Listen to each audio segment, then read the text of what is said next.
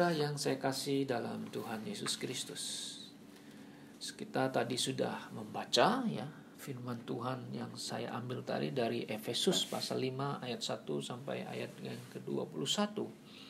Saya ingin mengajak kita untuk merenungkan firman Tuhan ini, apa yang disampaikan atau dituliskan oleh Rasul Paulus kepada jemaat di Efesus. Ada 3 hal yang Paulus ingin orang percaya hidup di dalamnya atau berjalan di dalamnya. Jadi judulnya ada 3 jalan yang harus orang Kristen tempuh di dunia ini sebagai orang-orang yang telah diselamatkan. Nah, saudara-saudara, tak ada sukacita yang paling besar daripada kita memperoleh atau mendapatkan kepastian keselamatan dan pasti masuk surga. Dan kepastian keselamatan itu yang Tuhan berikan kepada kita adalah kepastian keselamatan yang terjamin, yang tidak akan hilang, dan memang tidak ada kemungkinan kita bisa hilang karena kita ada di dalam Tuhan Yesus. Kita trust Jesus Christ who died on the cross. Sepanjang perjalanan hidup kita, ya kita percaya Dia dan kita hidup di dalam iman. Nah, kepercayaan kita, keyakinan kita ini pasti masuk surga. Ya, sekali percaya ya, keselamatan kita ini adalah terjamin, pasti gitu. Ini bukan hanya slogan saja ya, bukan hanya satu perkataan yang hanya seperti impian kosong atau utopia, melainkan satu pengharapan kita, orang percaya di dalam Kristus. Memang kita yakin akan perkataan atau firman Tuhan yang telah diberikan atau dijanjikan kepada orang-orang yang telah percaya kepada Yesus Kristus. Nah, kecuali kan dia dari awal dia sudah meragukan tentang keselamatannya atau dia tidak percaya Yesus mati, dia salib menebus dosanya. Nah, kita memang hidup oleh iman, kata Paulus, bukan dengan pandangan mata kita. Ya, kita percaya bahwa janjinya pasti kepada kita. Tapi kita juga harus menyadarinya bahwa kita ini masih tinggal di dunia. Ya, dunia yang bagaimana? Dunia yang memang tidak ada kepastian jaminan yang bisa diberikan kepada kita, ya kan? Bahwa Anda bisa hidup aman, Anda bisa hidup in peace, dan juga hidup pokoknya yang kita inginkan gitu kan. Tapi kadang-kadang bisa terjadi dalam hidup kita. Pencobaan datang, kesusahan datang, dan juga ada hal-hal yang lain yang harus kita hadapi. Memang Paulus juga mengatakan di dalam Efesus, bukan di Efesus, di 2 Timotius pasal 3, memang dunia ini memang ini tidak aman ya. 2 Timotius 3 ini kan sangat jelas di ayat 1 mengatakan, ketahuilah pada hari-hari terakhir akan datang masa yang sukar. Atau terjemahan yang baik lain mengatakan berbahaya. Apa yang bahaya? Ya, sewaktu-waktu bisa terjadi perang, sewaktu-waktu bisa ekonomi bisa kolaps, sewaktu-waktu bisa datang pandemik. Itu bisa terjadi aja, saudara-saudara yang saya kasih dalam Tuhan Yesus Kristus. Nah, bagaimanakah kita sebagai orang Kristen harus hidup di bumi ini? Paulus mengatakan dulu kita kan orang-orang yang sama, tidak beda dengan orang-orang yang tidak percaya. Kita adalah orang-orang yang telah mati, kata Efesus pasal 2 ya. Kita hidup dalam dosa, kita hidup di dalam keadaan, dalam pelanggaran dosa-dosa kita kan. Ya, kita hidup mengikuti jalan dunia ini. Ya, kamu mentaati lagi penguasa kerajaan angkasa, ya, itu menunjukkan the power of the evils, ya, roh-roh yang sedang bekerja di antara orang-orang yang tidak taat akan Tuhan, bahkan tidak taat akan hukum Tuhan nature, yang alami, tapi mereka mengubahnya. Ya, mereka memperkosa kebenaran yang Tuhan sudah berikan. Maka itu Nabi Yesaya, dia sangat marah kepada orang Israel yang tegar tengkuk. Maka dia sudah mengatakan, Tuhan Allah, Elohim katanya, telah menyelamatkan mereka dari Mesir, memimpin mereka sepanjang jalan sampai ke tanah Kanaan, tapi mereka tidak mengenal Allah, ya kan, tidak memberikan hormat dan sembah. Maka itu di Yesaya 5:20 mengatakan orang-orang yang telah diselamatkan itu anak cucunya itu kan, yang berikutnya itu kan mereka mengubah segala hal gitu kan, yang bilang yang baik bilang jahat, yang jahat dibilang baik. Nah, ini sama pikirannya sampai hari ini dengan generasi atau manusia pada zaman ini kan, ya bilang yang jahat itu yang melanggar hukum alam ini, kayak gay atau kayak lesbian. Oh, itu hak asasi manusia, itu hak saya mau begini kan hak saya dong, itu kan baik bagi saya, ya kan. Mereka change, menggantikan itu. Yang baik itu harusnya apa yang dikatakan oleh firman Tuhan ya kepada manusia kan, yang hak yang natural law itu kan mereka ganti. Nah, ini adalah kejahatan, melawan. Ini anak-anak yang durhaka istilahnya, anak-anak manusia yang pemberontak. Nah, saudara-saudara yang saya kasih dalam Tuhan, ya kita memang orang yang percaya Tuhan Yesus, ya, kita yang telah diselamatkan dari dosa dan maut. Oh, itu adalah satu yang kita dapatkan yang tidak diberikan oleh dunia ini. Nah, inilah saudara-saudara pengharapan kita dalam Tuhan Yesus. Kita kalau mati tentu kita akan mendapatkan hidup kekal. Nah, maka itu Paulus mengatakan di dalam Efesus pasal 5 ini yang kita baca tadi dari ayat 1 sampai 21 ini, ada 3 hal yang Paulus inginkan supaya orang percaya itu berjalan di dalamnya atau hidup ya di dalamnya ya. Yang pertama itu istilahnya walk in love. Nah, walk in love atau berjalan dalam kasih. Ya, pertama-tama kalau kita mau jalan dalam kasih, coba saudara perhatikan di di Efesus pasal 5 ya. Ya, di ayat yang kedua. Ini pakai walk. Kalau terjemahan TB, hiduplah di dalam kasih. Ya. Nah, sebelum kita bisa hidup di dalam kasih, itu kan kasih apa? Enggak begitu kan? Apa kasih manusia atau kasih apa? Oh, tentu kasih yang pernah kita sudah terima dari Tuhan Yesus sendiri yang telah memberi contoh ini ya. Nah, sebelum itu you harus menjadi ini lu ayat 1 katanya, jadilah penurut ya, the followers of God. Kalau terjemahannya bagus, harusnya jadi pengikut Allah as the dear children atau anak-anak yang disayangin. Ya, kita harus menjadi follower ya, pengikut Allah. Kalau bisa mengatakan follower of God, itu sama pemahamannya mengerti the follower of Christ, nah, pengikut Kristus. Oh, kita pengikut Allah, kita pengikut Kristus. Allah yang mana? Tentu Allah yang kita sembah dalam Yesus Kristus, itu the God of the Bible. Itu jelas.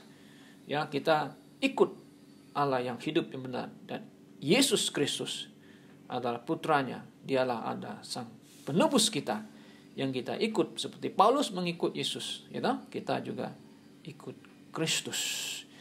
Ya, saudara-saudara, kita bukan pengikut dunia ini.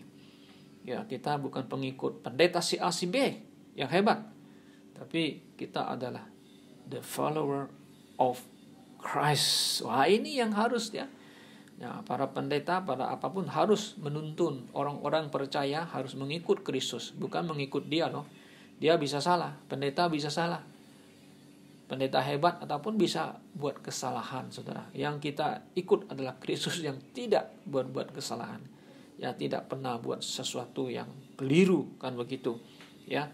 Nah, seperti Kristus telah mengasihi kita, ya kita ikut apa yang Dia telah berikan, contohkan kepada kita. Dia telah menyerahkan dirinya untuk kita. Nah, ini yang menjadi problematis bagi kita. Apakah kita juga berani kan menyerahkan diri untuk orang lain? Ya, itu memang adalah tergantung daripada pandangan kita, kepercayaan kita, adalah pemahaman diri kita. Mau nggak kita menyerahkan diri untuk orang lain? Nah, Itu adalah hal yang memang perlu kita pikirkan, renungkan bersama-sama. Tapi Yesus sudah memberikan contoh itu. Bahkan dia memberikan sebagai persembahan yang hidup. Persembahan hidup, bukan persembahan yang mati, yang tidak hidup. Nah, ini memang satu gambaran kepada kita waktu Kain dan Habel membawa persembahan menyembah Tuhan. Kain membawa persembahan apa? Yang sudah mati kan. Buah-buahan yang sudah petik kan itu mati, nggak ada kehidupannya. Tapi Habel membawa anak domba yang masih hidup itu sampai di mezbah baru dia sembelih. Nah, yang artinya satu gambaran dia memberikan yang hidup kepada Tuhan.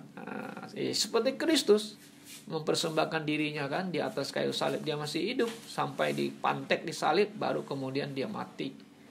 Ya kan saudara-saudara ya. Makanya Paulus di Roma pasal yang ke-12 ya, kamu harus memberi tubuhmu sebagai the living sacrifice ya. Itulah itu tubuh ya. Ya, itu adalah the living sacrifice.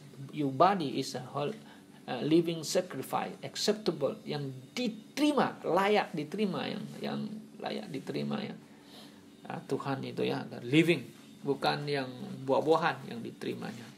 Nah, kita telah diselamatkan kan, telah ditebus, telah dibeli. Tubuh kita ini milik Tuhan dan miliknya Roh Kudus, menjadi bait suci Roh Kudus.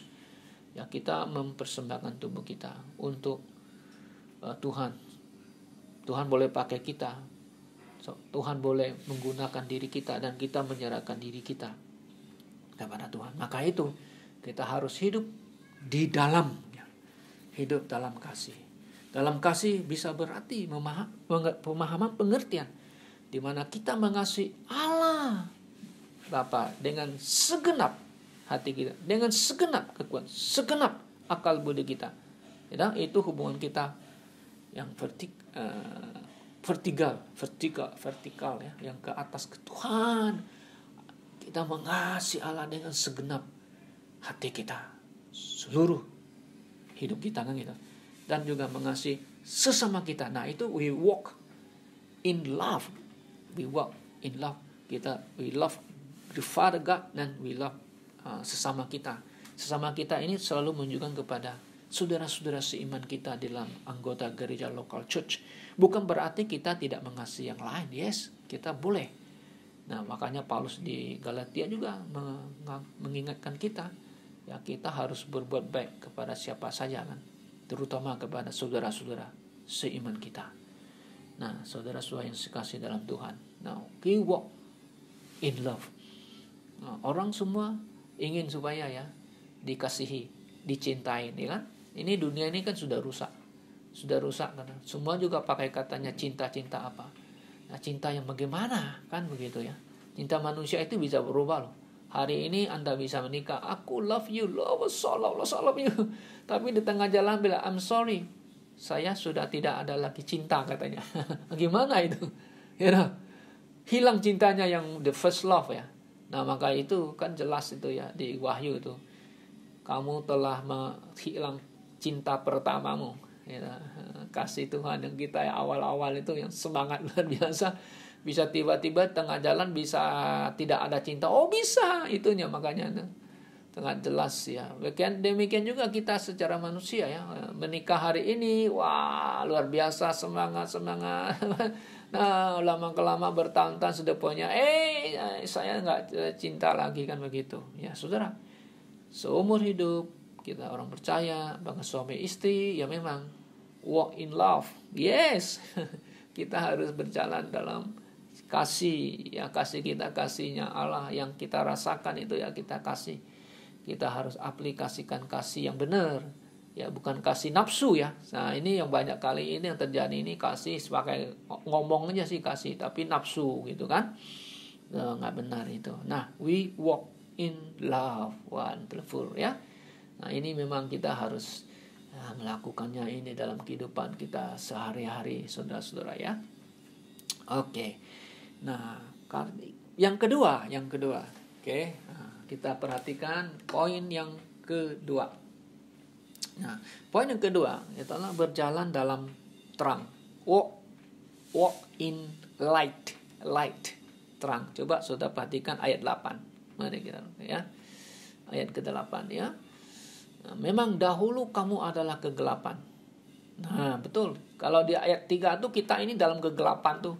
Wah, kita maki orang, kita maka orang, kita buat jahat sama orang lah, kita ngomong orang, macam-macam. Kalau saudara lihat kan ayat yang ke-1 sampai 7 kan. Ya, banyak sekali itu nggak boleh kita lakukan ya.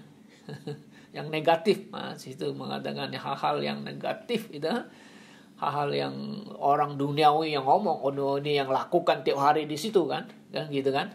Nah, banyak saudara bisa lihat itu. Wah, itulah orang-orang yang dulu kita seperti itu, tapi sekarang enggak lagi.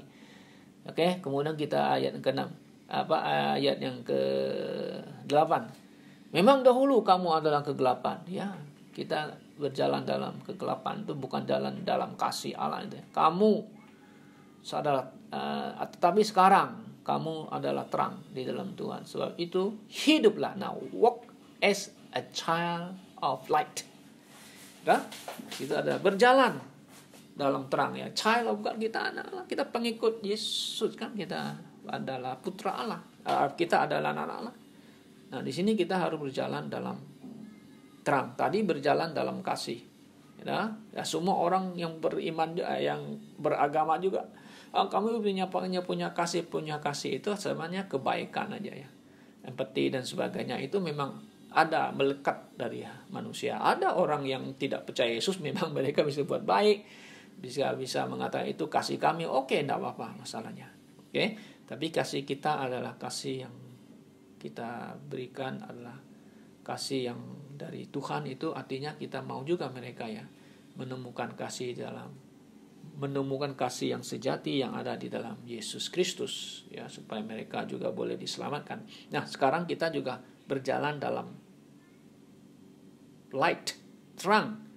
Ya, oke, you walk ada dalam kasih, maka kasihmu harus yang benar, terbuka. Ya, makanya hidupmu harus di dalam terang, tidak boleh bikin sesuatu yang tersembunyi kan begitu. Nah, dunia kan hidup kan dalam kegelapan ya. Mereka selalu buat sesuatu yang jahat, selalu yang digelap-gelap ya, di hal yang tersembunyi kan, nggak terlihat gitu lah. Kalau kita kan tidak, kita harus jujur, harus mengatakan kebenaran dan sebagainya. Walk in light. Kita bukan anak-anak kegelapan, kita anak-anak terang. Maka kita hidup dalam terang ya. Nah, saudara-saudara, kalau kita lihat orang-orang hidup dalam kegelapan itu kan perbuatannya ya selalu dalam kegelapan gitu ya. Hidupnya, perbuatannya dan sebagainya ya. Nah, saya masih ingat di Jakarta ada satu lokasi yang terkenal ya. Hidup dalam istilahnya apa? Hidup dalam apa namanya? Kegelapan itu maksudnya malam-malam itu ada diskotek gitu ya, hidupnya di sana gitu ya. Yang terkenal itu kan di Jakarta kan di Sawah Besar ya. Banyak diskotek di situ ya. Wah, yang terkenal. Kenapa? Karena dulu saya pernah melayani satu gereja sana di dekat Glodok, itu Gang Mangga. GPM di situ saya pernah tinggal di pastorinya. Orang kita sudah tidur nyenyak aja. Itu daerah tempat saya itu kan banyak itu restoran masih buka 24 jam. Kadang-kadang kita terbangun dari tidur. Kenapa? Mereka yang habis di diskotek kerja atau apalah, kita nggak ngerti, makan di sana berantem, berteriak-teriak. Nah, itu kehidupan kegelapan malam. Apa yang mereka lakukan? Ya kita sudah tahu kan begitu. Sambil berantem berteriak, pas dekat itu pastori saya lagi itu banyak ada beberapa rumah makan atau restoran di situ ya. Itu buka 24 jam loh untuk orang-orang ini yang bekerja, yang hidupnya ada di daerah Sawah Besar dan sebagainya. Nah, ini hidup kegelapan ya saudara ya. Nah, ini banyak lagi hidup kegelapan orang-orang modern zaman ini kan. Ya main judi dan main yang lain-lain dan sebagainya. Tapi di zaman modern ini, orang-orang yang hidup dulu kegelapan diam-diam, yang takut oleh masyarakat, dikecam oleh orang-orang yang beragama dan sebagainya. Wah, sekarang sudah berani terbuka ya. Contohnya LGBT. Dulu kan nggak berani keluar kan. dimarah orang, dimaki, dilecehkan atau disingkiri dan sebagainya ya. Sekarang mereka menjadi satu kelompok grup yang sudah mau berjaya ya, bahwa keinginan mereka sudah tercapai, bahwa banyak negara-negara sudah menyetujui mereka punya keinginan kan ya, supaya bisa diterima oleh masyarakat. Bahkan di Amerika kalau you menentang LGBT, kamu bisa masuk penjara. Terbalik ini sekarang. Makanya itu Nabi Yesaya mengatakan yang baik dibilang jahat, yang jahat jadi baik gitu. Celakalah mereka yang mengubah itu, yang mengubah gelap jadi terang, terang jadi gelap. Ini telah terjadi perubahan dalam masyarakat. Yang dulu yang gelap-gelap, yang hidup dalam kegelapan, sekarang berani menonjolkan, sekarang berani menampilkan diri. Karena ditekan oleh masyarakat, ditekan oleh agama, sekarang agama terima. Ini celaka ini saudara-saudara yang saya kasih dalam Tuhan Yesus Kristus. Ya, kita hidup di masyarakat dunia yang sudah banyak berubah dulu ya. Ya, dulu kita masih ingat ya, perkawinan kita di masyarakat yang tradisi, yang sederhana, apalagi yang Kristen, begitu solemn, begitu dalam tanda kutip bukan suci ya, artinya betul-betul dihormati, dinikmati, dihargai gitu ya. Kita nikah di gereja sederhana, kita dapat peneguhan nikah dengan baik. Sekarang beda. Bisa buat apa saja nikahnya dengan cara apa saja sekarang. Bahkan pendeta pun tidak ragu-ragu untuk meneguhkan nikah Anda di depan umum dengan cara-cara duniawi. Sekarang sudah berubah banyak saudara-saudara. Kalau zaman dulu kan ya kita masih kenapa begitu ya, sebagainya ya.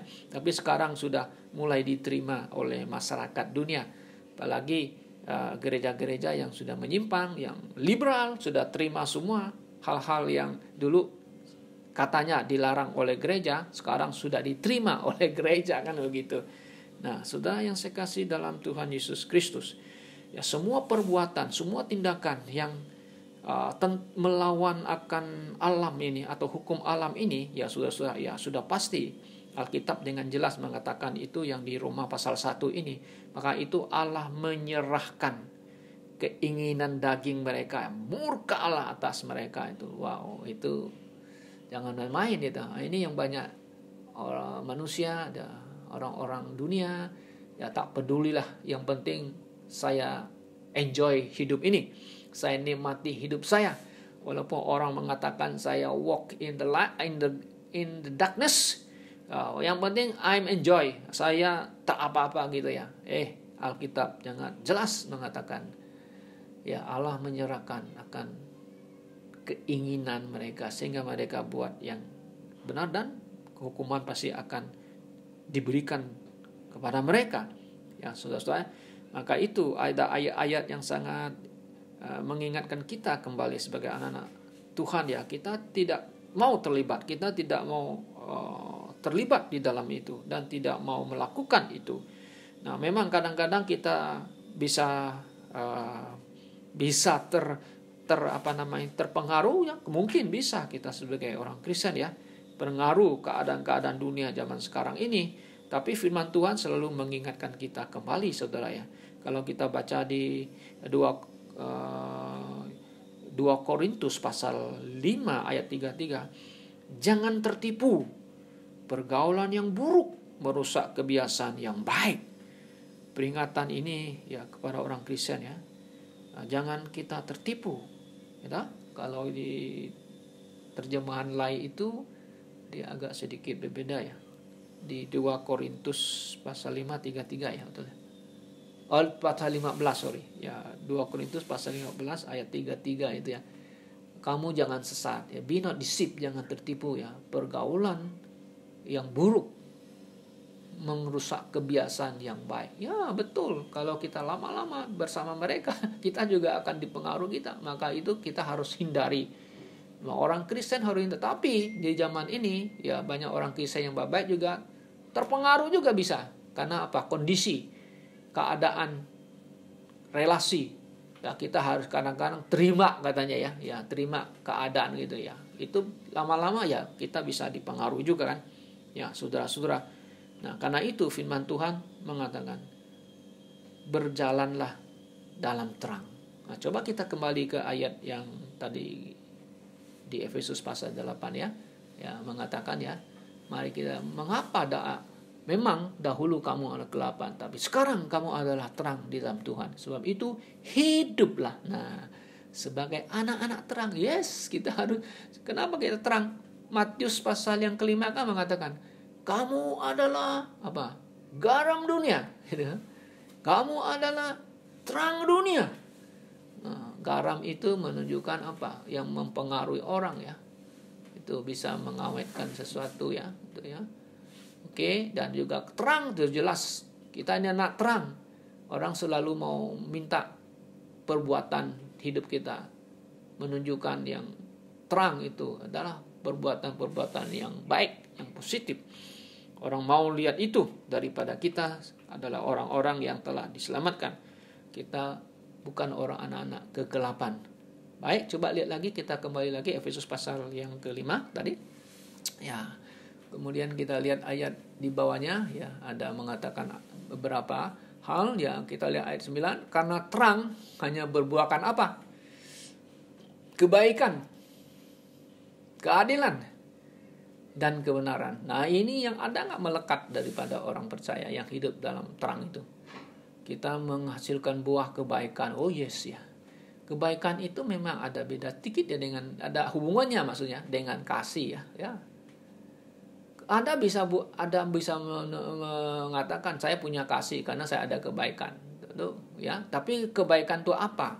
Kebaikan kita ini harus kebaikan yang tulus ya, bukan yang munafik kan begitu. Kebaikan ya, banyak orang punya agama, mereka juga menunjukkan kebaikan itu ya. Coba lihat saudara itu Taai itu luar biasa ya, pusatnya kan kalau nggak salah di Taiwan ya. Oh, mereka banyak buat kebaikan. Luar biasa kita mengatakan kebaikan. Oh ya, bagus ya. Ya, bagus. Mereka mengatakan itu seolah-olah ini cintanya ya, Taai kan. Kasih yang besar itu ada kebaikan itu ya. Tapi kasih yang besar itu yang tunjukkan Allah kepada kita adalah melalui Yesus, dia mati untuk orang berdosa. Nah, ini yang beda. You hanya buat baik aja kepada orang nggak mampu kan, yang miskin, yang cacat, you kasih uang, kasih itu pengobatan. Tapi Tuhan Yesus kan mati menyelamatkan jiwa manusia, kan begitu. Nah, kita bisa mati karena penyakit tubuh kita, tapi jiwa kita diselamatkan. Oke, kebaikan. Kemudian ada lagi keadilan. Fair nggak apa yang kita lakukan? You orang kaya yang cari uang, ada keadilan untuk pegawaimu, ada keadilan kepada orang lain dan sebagainya. Nah, ini keadilan. Ya, memang ini harus kita, bagaimana kita aplikasikan keadilan itu dalam masyarakat. Nah, kadang-kadang kita bisa jatuh juga ke dalam kesalahan. Mau berbuat adil gimana, mau ciptakan keadilan gimana. Ya. Dan kemudian kebenaran. Nah, kebenaran yang sejati itu adalah tentu dasarnya adalah Alkitab, firman Tuhan itu. Apa yang kita yakini, apa yang kita imani adalah kebenaran itu sendiri, dan kebenaran yang absolut sendiri itu adalah Tuhan Yesus Kristus, sudah pasti itu ya. Tentu dalam kehidupan kita ya, kita juga harus melakukan yang benar gitu ya, sesuai dengan apa yang diajarkan oleh firman Tuhan. Dan ujilah apa yang berkenan kepada Tuhan. Nah, apa yang kita lakukan, kita buat, ujilah semua ini apakah berkenan kepada Tuhan. Janganlah turut mengambil bagian dalam perbuatan dan gelapan yang tidak berbuahkan apa-apa, tapi sebaliknya terlanjangilah perbuatan-perbuatan itu. Lepaskan semua itu. Sebab menyebut saja pun apa yang dibuat oleh mereka tempat yang tersembunyi telah memalukan, atau hal-hal yang nggak benar, yang tidak sesuai dengan Alkitab firman Tuhan. Ya, seperti LGBT kan, kita dulu kita nggak, kenapa kamu begitu? Kamu kelakuan gitu. Ya, mereka akhirnya sembunyi-sembunyi, tapi sekarang menjadi berani gitu ya saudara. Tapi kita tetap tidak setuju akan hal itu. Ya, kita tetap hidup dalam terang. Terang sesuai dengan apa yang diajarkan oleh Alkitab firman Tuhan. Oke. Kemudian yang terakhir, kita berjalan dalam hikmat.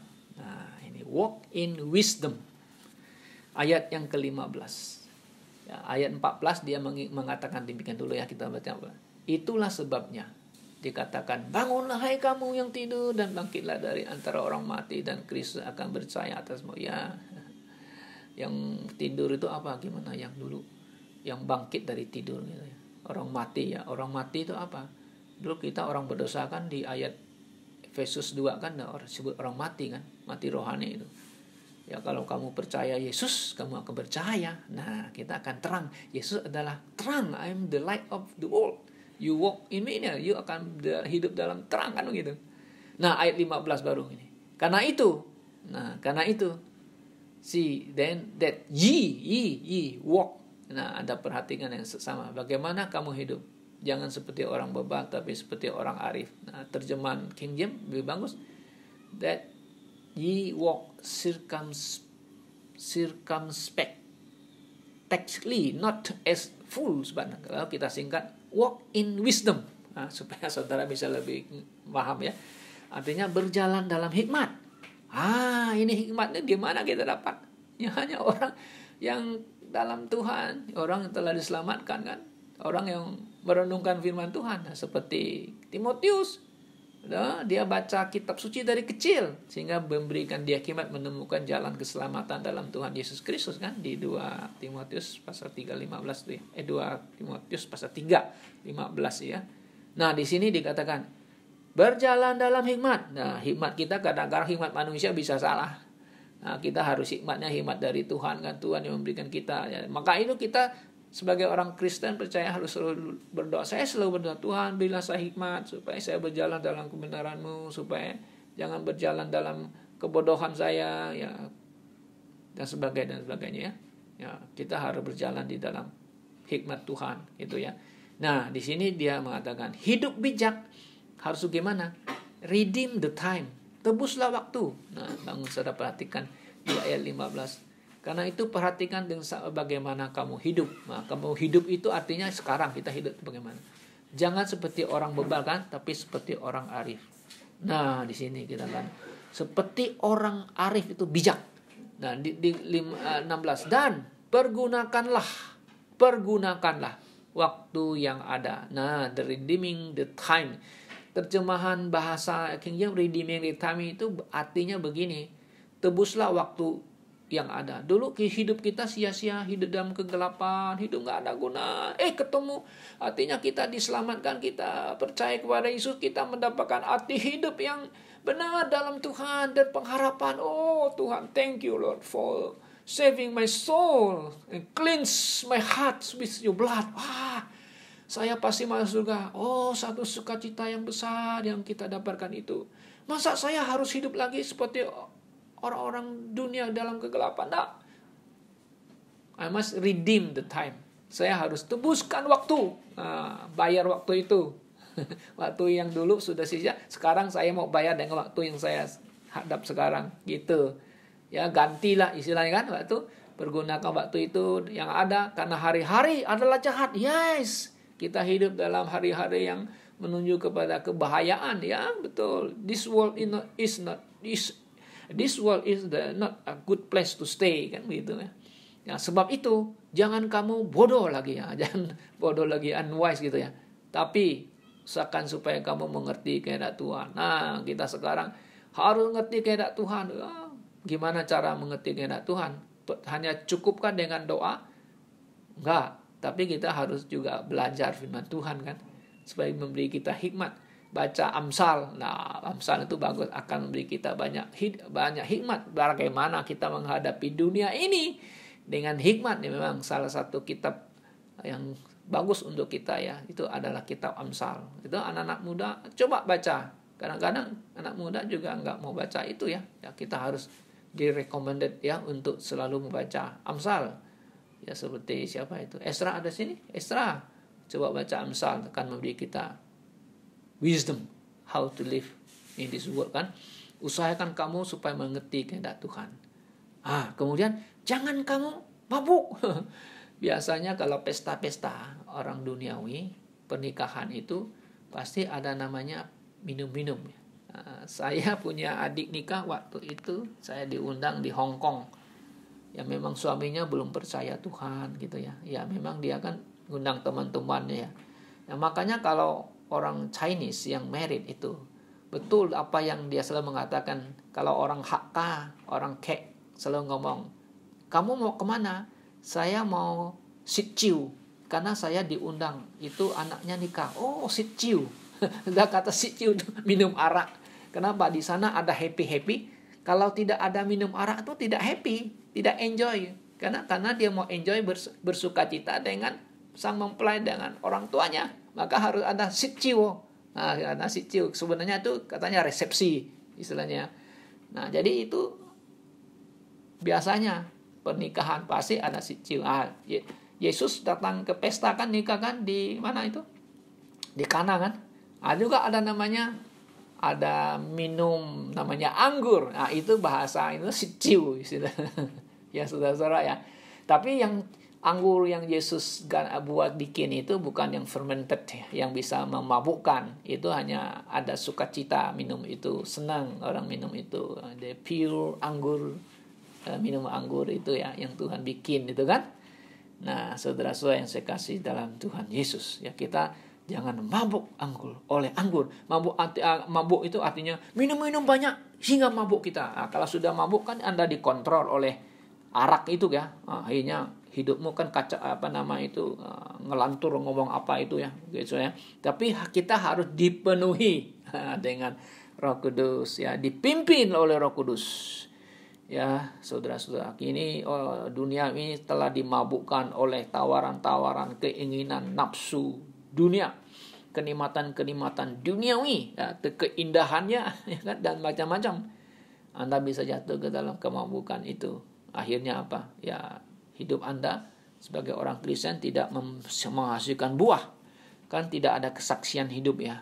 Kalau ya, tidak ada kesaksian hidup ya, saudara-saudara ya. Nah, Yohanes Rasul mengatakan di 1 Yohanes 2, jangan kamu mengasihi dunia ini atau apa yang ada dalam dunia. Jika seorang mengasihi dunia ini, maka kasih akan Bapa tidak ada di dalam. Nah, ini dari awal kita sudah harus walk in love, walk in light, dan walk in wisdom.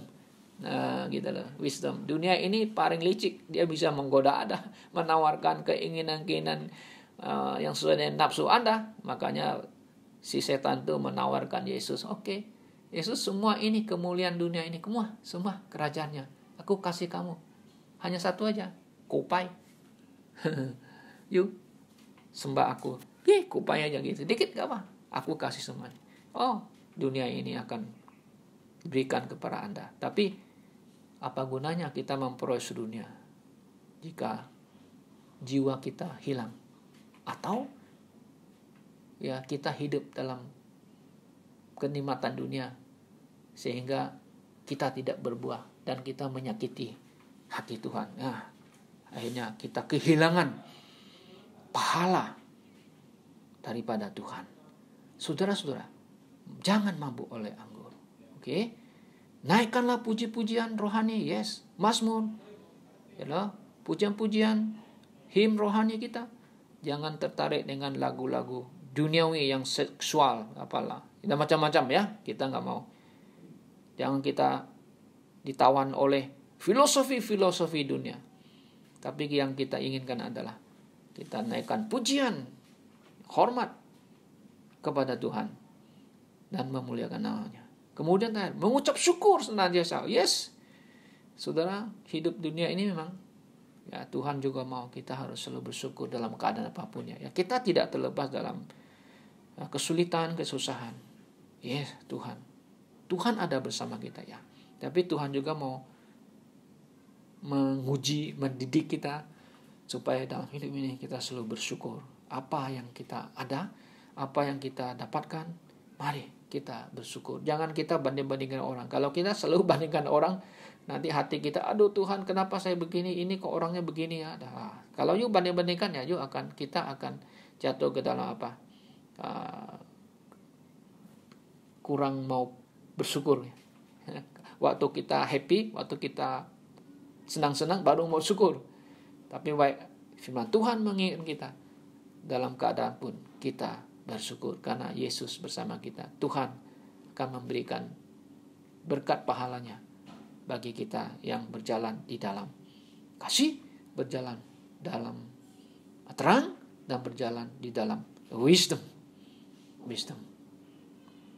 Saudara-saudara, saya yakin percaya kita semua sini sudah adalah orang-orang yang telah diselamatkan. Jika Anda belum diselamatkan, saat sekaranglah menyerahkan hidupmu. Percayalah kepada Tuhan Yesus. Terimalah Dia sebagai Tuhan dan Juru Selamatmu. Maka Anda akan diselamatkan. Jika Anda selamatkan, berjalanlah di dalam kasih yang dari Tuhan. Berjalanlah di dalam terang dan berjalanlah di dalam hikmat. Kiranya Tuhan memberkati kita semua. Mari kita berdoa.